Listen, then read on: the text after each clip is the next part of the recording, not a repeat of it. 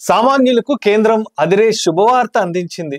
వస్తు సేవల పన్నుల్లో అంటే జీఎస్టీలో కీలక మార్పులు చేసింది. అయితే ఈ మార్పుల ద్వారా ఏ ఏ వస్తువుల ధరలు తగ్గబోతున్నాయి, ఏ వస్తువుల ధరలు పెరగబోతున్నాయి, మరి ఇవి ఎప్పటి నుంచి అమల్లోకి రాబోతున్నాయి, మరి ఈ కంప్లీట్ డీటెయిల్స్ ఏంటో ఒకసారి చూసేద్దాం.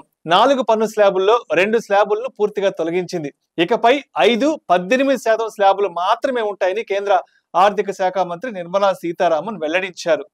12, 28 పన్ను స్లాబులను తొలగించినట్లు తెలిపారు. అయితే పొగాకు ఉత్పత్తులు, గుట్కా, సిగరెట్ల వంటి వాటిపై కొత్త పన్ను స్లాబును తీసుకొచ్చినట్లుగా వెల్లడించారు. సెప్టెంబర్ 22వ తేదీ నుంచే ఈ కొత్త రేట్లు అమల్లోకి తీసుకొస్తామని తెలిపారు. కేంద్ర ప్రభుత్వం తీసుకున్న నిర్ణయంతో తలనూనెలు, టీవీలు, ఆరోగ్య ఉత్పత్తులు, హెల్త్ ఇన్సూరెన్స్ వంటి వాటిపై జీఎస్టీ పన్ను భారం తగ్గుతుంది. రోటీ, పరోటా వంటి వాటిపై జీఎస్టీ పూర్తిగా తొలగించారు.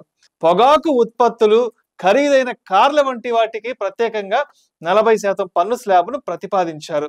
వ్యక్తిగత వస్తువులపై పన్ను భారాన్ని తగ్గించి దేశీయ వినిమయాన్ని పెంచాలని, దీని ద్వారా అమెరికా సుంకాల నుంచి ఉపశమనం పొందాలని ప్రభుత్వం భావిస్తోందని విశ్లేషకులు చెబుతున్నారు. అయితే జీఎస్టీలో మార్పులు చేయడంతో ఈ పండుగ సీజన్ను మరింత ఉత్సాహభరితంగా మార్చినట్లు చెబుతున్నారు. ఇకపోతే సామాన్య ప్రజలకు ఊరట కల్పించేలా జీఎస్టీ మండలి కొన్నింటిపైన జీఎస్టీని పూర్తిగా ఎత్తివేసింది. ఈ జాబితాలో ప్రధానంగా విద్యా ఖర్చులు తగ్గించేందుకు మ్యాప్లు, చార్టులు, పెన్సిళ్లు, గ్లోబులు, షార్పునర్లు, క్రేయాన్స్, ఎక్సైజ్ పుస్తకాలు, నోట్బుక్స్, అరేజర్ వంటి వాటిపై జీఎస్టీ 12% ఉండగా వాటిని ఇప్పుడు పూర్తిగా తొలగించారు. 0 జాబితాలో కూడా చేర్చేశారు. వీటితో పాటుగా ఆరోగ్య సంరక్షణ రంగానికి జీఎస్టీ నుంచి మినహాయింపు ఇచ్చారు.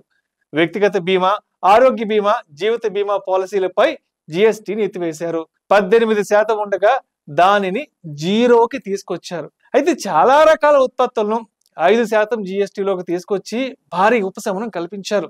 హస్తకళా ఉత్పత్తులు, గ్రానైట్ దిమ్మెలు, పాలరాయి వంటిపై జీఎస్టీని 5% చేశారు. ఇక ప్రస్తుతం ఎలక్ట్రానిక్ వాహనాలు 5% స్లాబ్లో ఉండగా ఎలాంటి మార్పు చేయలేదు.